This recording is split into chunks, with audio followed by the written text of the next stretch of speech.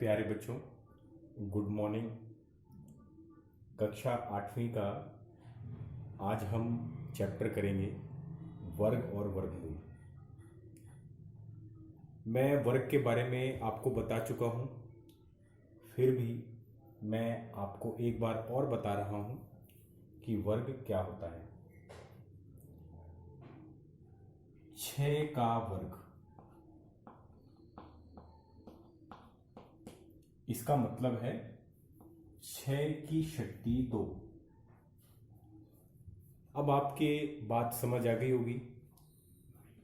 किसी संख्या का वर्ग, इसका क्या मतलब है? उस संख्या की शक्ति 2। और किसी भी संख्या की शक्ति 2 का मतलब क्या है? तो ध्यान दें, किसी संख्या की जितनी शक्ति होती है उतनी बार उसे गुणा में लिखना होता है। 6 की शक्ति 2 है, इसलिए 6 को 2 बार गुणा में लिखना है। 6 गुणा 6 और छिकम छिकम क्या होता है? 36। बच्चों, इसी प्रकार हम एक संख्या का वर्ग और ज्ञात करते हैं, 10 का वर्ग। पहली बात, अगर आपको कोई कहे कि 10 का वर्ग क्या होता है, तो आप कहेंगे उसका मतलब होता है 10 की शक्ति 2। किसी भी संख्या का वर्ग का मतलब उस संख्या की शक्ति 2 होता है। और किसी भी संख्या की शक्ति 2, उसका क्या मतलब है? तो जैसे यहां 10 की शक्ति 2, इसका मतलब है 10 को गुणा में 2 बार लिखना है। जितनी शक्ति होगी उतनी बार गुणा में उस संख्या को लिखना है। 10 को 10 से गुणा करनी है, 10 दाहम 100, यानी 10 का वर्ग कितना हो गया? 100 हो गया।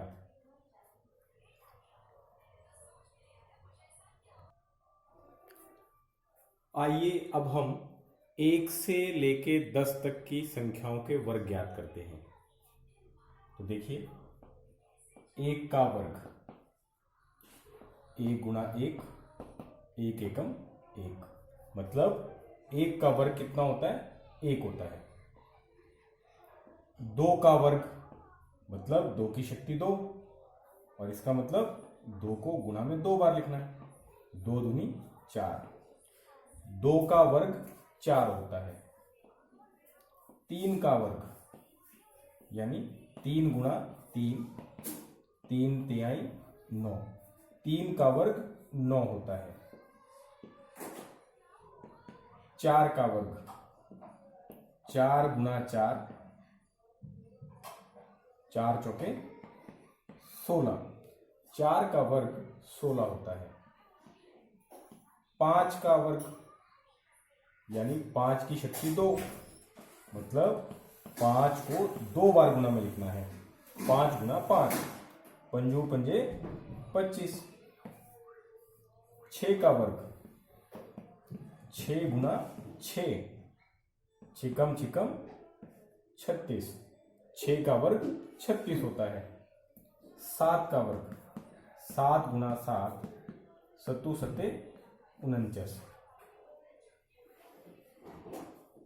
अब हम 8 का वर्ग यहां लिखते हैं। 8 का वर्ग यानी 8 गुणा 8, अट्ठू अट्ठे 64। 9 का वर्ग यानी 9 गुणा 9, नीम नीम 81। 10 का वर्ग यानी 10 गुणा 10, 10 दाहम 100। 10 का वर्ग 100 होता है। बच्चों, आप सभी को इन सभी संख्याओं के वर्ग याद होने चाहिए।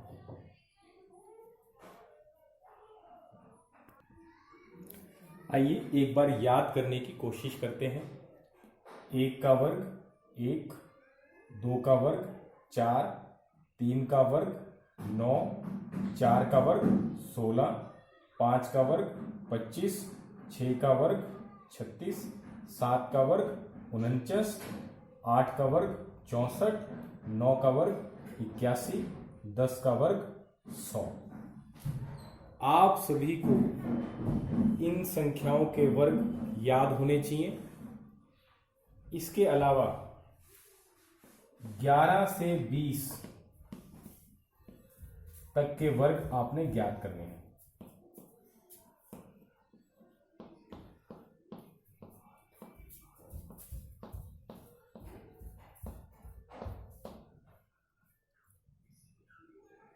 बच्चों, आपको किसी संख्या का वर्ग का क्या मतलब होता है और किसी संख्या का वर्ग कैसे निकालते हैं, ये समझ में आ गया होगा।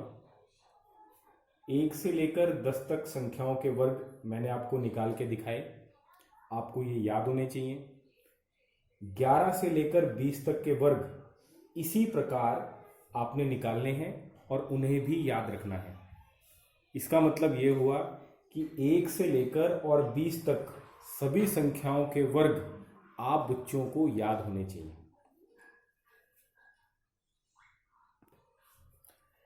बच्चों, अभी अभी हमने 1 से लेकर 10 तक सभी संख्याओं के वर्ग ज्ञात करना सीखा और मैंने आपको कहा कि ये सभी वर्ग आपको याद होने चाहिए। अब इन वर्गों पर एक ध्यान देने की जरूरत है। किसी भी संख्या का जब आप वर्ग ज्ञात करेंगे तो उसका इकाई का अंक ध्यान से देखें। 1 का वर्ग कितना आया? 1। यहां पर एक ही संख्या है, यानी सिर्फ एक ही अंक है। इकाई का अंक कितना आया? 1। 2 का वर्ग ज्ञात करने पर क्या आया? 4, यानी इस संख्या का इकाई का अंक क्या हो गया? 4। 3 का वर्ग ज्ञात करने पर क्या आया? 9, तो इस संख्या का इकाई का अंक क्या है? 9। 4 का वर्ग ज्ञात करने पर क्या आया? 16, और इस संख्या का इकाई का अंक क्या है? 6। 5 का वर्ग ज्ञात करने पर क्या आया? 25, इस संख्या का इकाई का अंक क्या है? 5। 6 का वर्ग ज्ञात करने पर क्या आया? 36, और इसका इकाई का अंक क्या है? 6, जो कि हम पहले लिख चुके हैं। 7 का वर्ग कितना आया था? 49, और इस संख्या का इकाई का अंक क्या है? 9, जो कि हम लिख चुके हैं। 8 का वर्ग क्या आया बच्चों? 64, और इसका इकाई का अंक क्या है? 4, जो कि हम लिख चुके हैं। 9 का वर्ग क्या है बच्चों?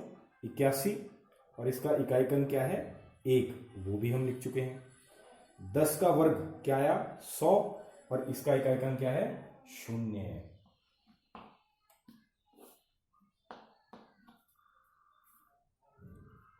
अब बच्चों, मैंने सभी के इकाई के अंक लिख लिए। आपने इन अंकों को ध्यान से देखें तो एक बात समझ में आएगी। हमारे पास कुल अंक कितने होते हैं? हमारे पास कुल अंक होते हैं 10। कौन कौन से होते हैं? 0, 1, 2, 3, 4, 5, 6, 7, 8, 9। हमारी संख्या में कुल 10 अंक होते हैं, 0 से लेकर 9 तक। इन्हीं अंकों से हम संख्याएं बनाते हैं। बच्चों, आपने 1 से 10 तक संख्याओं के वर्ग ज्ञात किए और उन सभी के इकाई के अंक लिख लिए। आपने एक चीज ध्यान दियो, जब हम किसी संख्या का वर्ग ज्ञात करते हैं तो उसके इकाई के अंक ये आए, इनमें से कौन से नहीं आए? 0 आ रहा है, 1 आ रहा है, 2 नहीं आया, ना ही 3 आया। इसी प्रकार 4 आ रहा है, 5 भी आया, 6 भी आ रहा है, 7 और 8 नहीं आए, 9 आ रहा है। तो बच्चों, यहां से हम एक निष्कर्ष पर पहुंचे, और वो क्या? अगर किसी संख्या का इकाई का अंक 2, 3, 7, 8 इन चारों में से कोई भी है तो वो किसी संख्या का वर्ग नहीं बन सकता,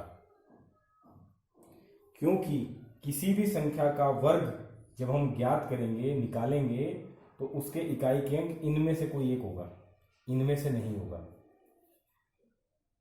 उदाहरण के लिए आपके पास एक संख्या आई 78। आपसे प्रश्न पूछा गया, क्या ये संख्या किसी संख्या का वर्ग हो सकती है? तो आपका उत्तर आएगा नहीं। और उसका कारण, क्योंकि किसी भी संख्या का वर्ग निकालने पर उसका इकाई का अंक इन चारों में से नहीं हो सकता। इसका इकाई का अंक क्या है? 8। तो यहां से आपको ध्यान देने की जरूरत है, अगर किसी संख्या का इकाई का अंक इन चारों में से कोई भी है तो वो किसी संख्या का वर्ग नहीं हो सकता।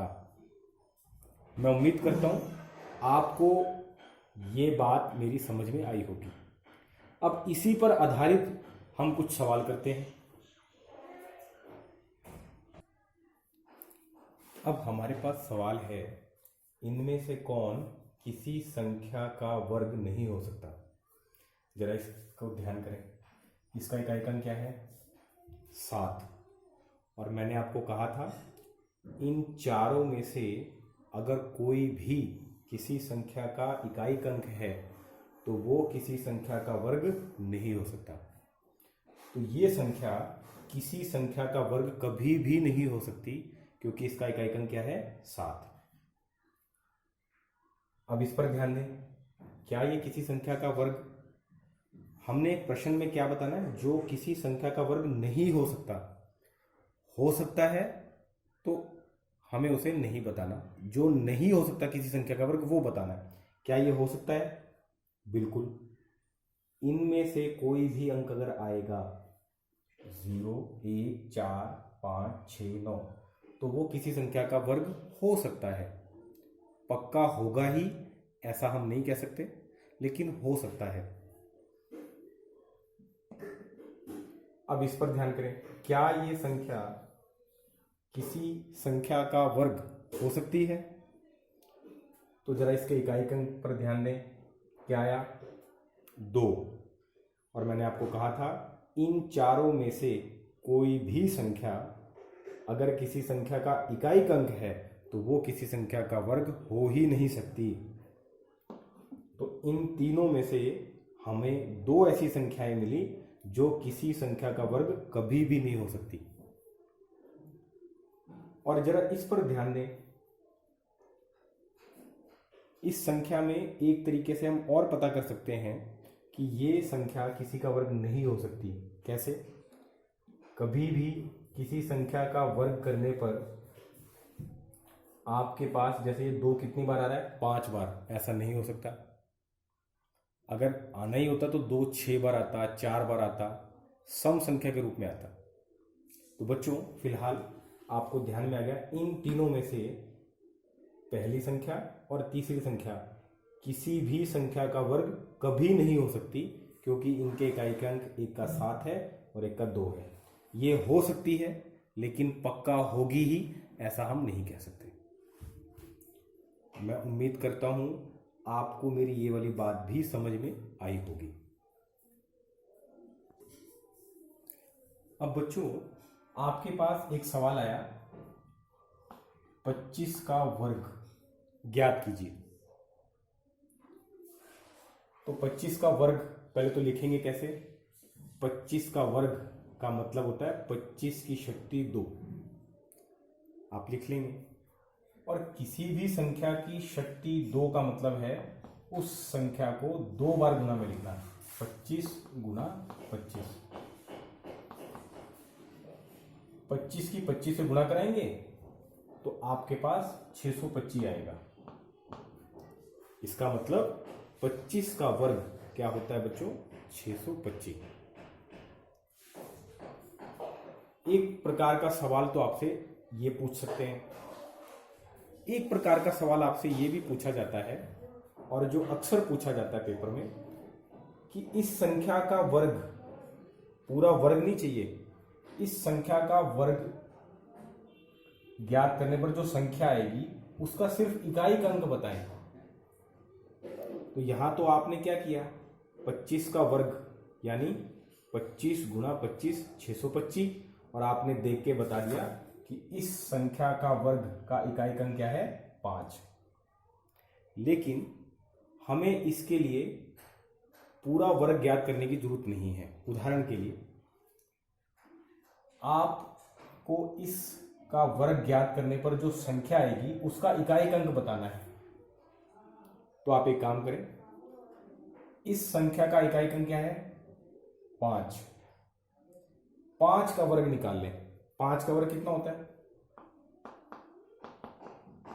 5 गुना 5 यानी 25। इसका इकाई अंक कितना आया 5। तो इस संख्या का वर्ग भी जो होगा उसका इकाई अंक भी कितना आएगा 5। एक उदाहरण से और समझते हैं। 17 का वर्ग। 17 का वर्ग पूरा ज्ञात नहीं करना है, हमें सिर्फ ये बताना है कि 17 के वर्ग में जो संख्या आएगी उसका इकाई अंक क्या होगा। तो आपको 17 गुणा 17 पूरा कर कर देखने की जरूरत नहीं है। आपने इसका वर्ग करने पर सिर्फ इकाई अंक बताना है, सबसे पिछला अंक या सबसे पहला अंक।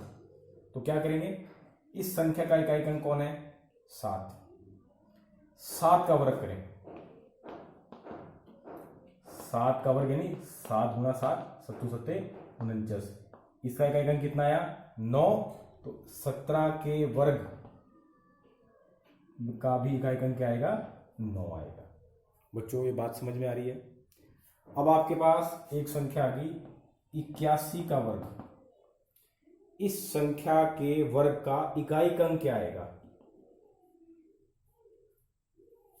तो आपको 81 गुणा 81 पूरा करने की जरूरत नहीं है। इसका इकाई अंक क्या है 1। इसका वर्ग ज्ञात कर लें। 1 का वर्ग यानी 1 गुणा 1 1 एकम 1। इसका इकाई अंक 1 आया। तो इस संख्या का वर्ग करने पर भी इकाई अंक क्या आएगा 1 आएगा।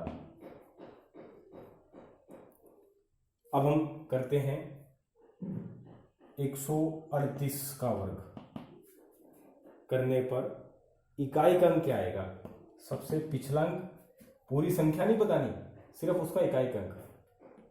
तो इस संख्या का इकाई अंक क्या है 8। 8 का वर्ग ज्ञात कर लें। 8 का वर्ग यानी 8 गुणा 8 यानी 8 8 64। 64 का इकाई अंक क्या है 4। तो इस संख्या का वर्ग का इकाई अंक भी क्या आएगा 4। बच्चों मैं उम्मीद करता हूं आपको ये कंसेप्ट समझ में आया होगा। अब इसी पर आधारित कुछ सवाल आपने मुझे हल करके दिखाने हैं।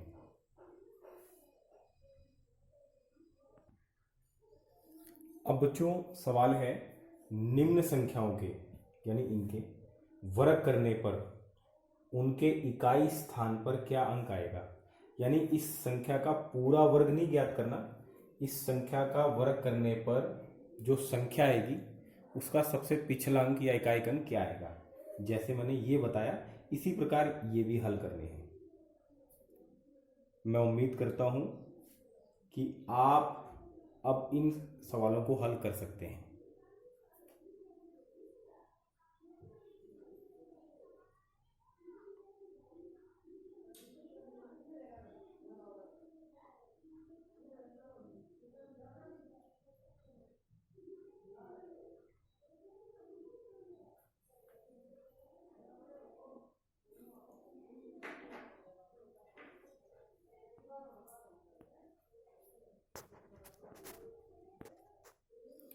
अब बच्चों 1 से 10 तक के वर्ग आपको समझ आ भी गए, हो सकता है आपको ये याद भी हो गए हो।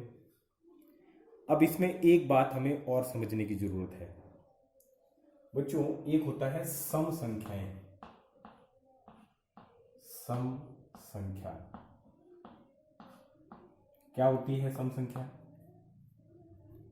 आप में से बहुत से बच्चों को मालूम भी होगी।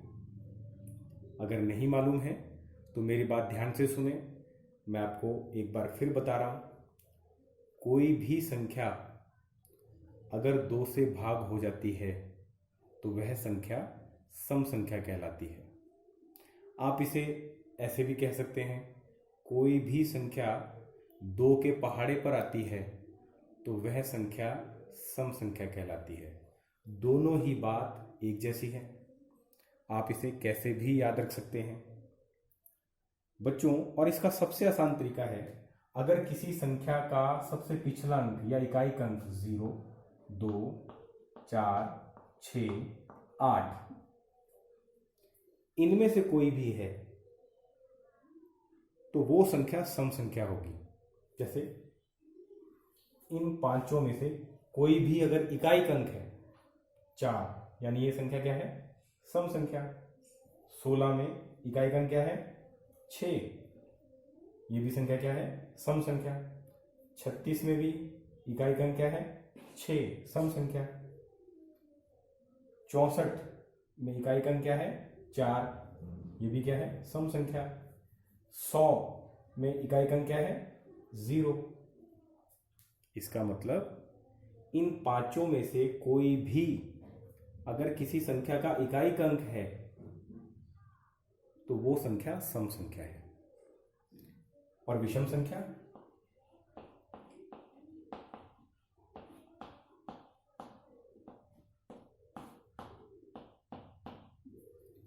कई बच्चों से मैं पूछता हूं विषम संख्या क्या होती है, तो वो जवाब देते हैं कि जो संख्या सम संख्याएं नहीं है वो संख्याएं विषम कहलाती है।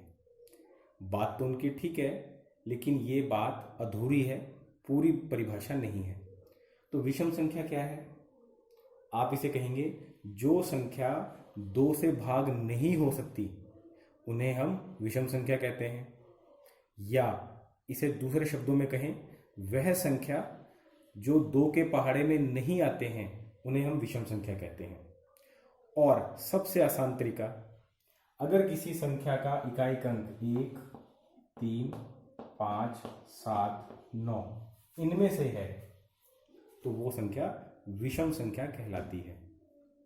ध्यान दें, किसी संख्या का इकाई का अंक अगर 1, 3, 5, 7, 9 इनमें से कोई है तो वो विषम संख्या है। उदाहरण के लिए 81 का इकाई का अंक क्या है? 1, ये क्या संख्या है? विषम।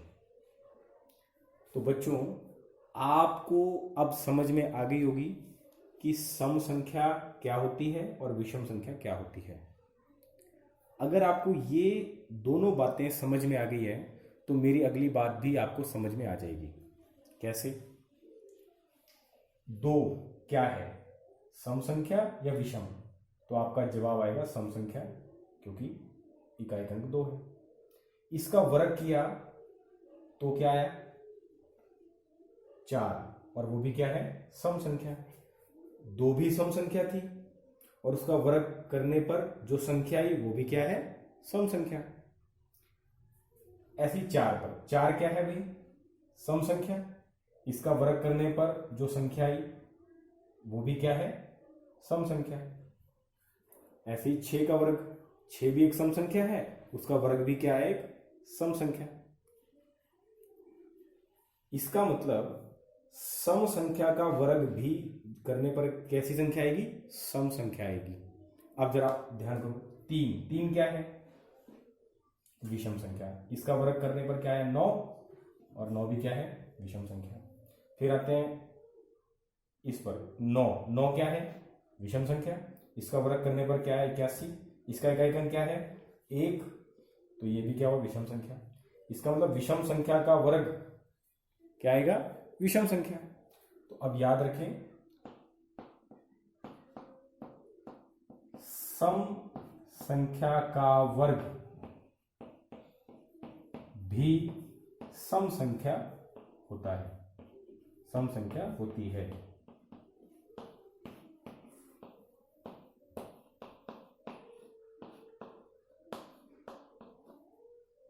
उसी प्रकार विषम संख्या का वर्ग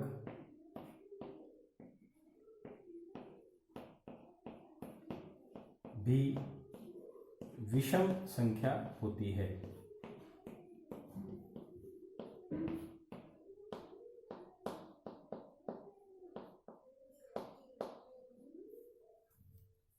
बच्चों, अब आपको बात समझ में आ गई होगी। बस आपने ये देखना है कि हम जिस संख्या का वर्ग कर रहे हैं वो सम है तो उसका वर्ग भी क्या आएगा, सम आएगा। अगर जिस संख्या का वर्ग हम कर रहे हैं वो विषम है तो उसका वर्ग भी क्या आएगा, विषम आएगा।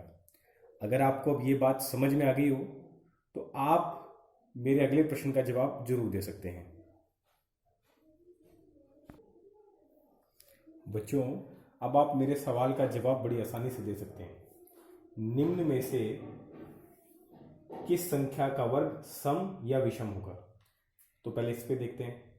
आपको इस संख्या का वर्ग निकालने की जरूरत नहीं है। आप ये देखें, ये संख्या सम है या विषम? तो इसका इकाई अंक क्या है, 7। अगर किसी का इकाई अंक 7 है तो वो कौन सी संख्या होती है, विषम। ये विषम संख्या है और विषम संख्या का वर्ग भी विषम होता है, यानी इसका वर्ग विषम आएगा। अब आप देखते ही बता सकते हैं ये कौन सी संख्या है, सम संख्या। क्यों? इसका इकाई अंक 8 है। 8 अगर किसी का अंक है तो वो सम संख्या है और इसका वर्ग भी क्या आएगा, सम संख्या आएगा। तो अब मैं उम्मीद करता हूं आप ये वाला सवाल आसानी से हल कर सकते हैं क्योंकि आपको मेरी बात समझ में आ गई होगी। Thank you.